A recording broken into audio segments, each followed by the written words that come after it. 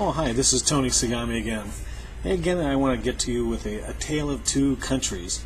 The enthusiasm for the U.S. market has been improving. Gosh, look at the Dow Jones. It's been on a little mini rally. I'm not sure how much longer it's going to last, but I don't think it's going to last very long. Let me give you a couple examples. Standard & Poor's just reported this week that a record high number of companies cut their dividends in the first quarter of this year, 367. Also, our industrial output as a nation fell by 12% in the last 12 months. In the last quarter, it fell like 20%. So those are some pretty staggering drops, and the worst we've seen since World War II.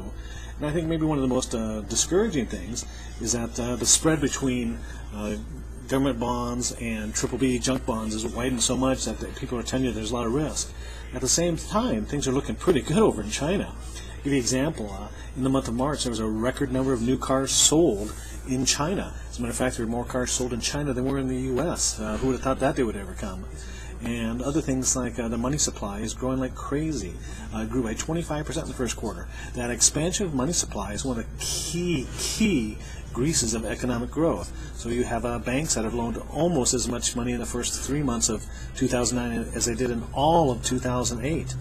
And so you still have those very, very positive fundamentals going on in China, whereas most of the fundamentals in the U.S. Come out uglier and uglier and uglier. So there's really not that much reason to be enthusiastic about the market, other than the fact that it's going up.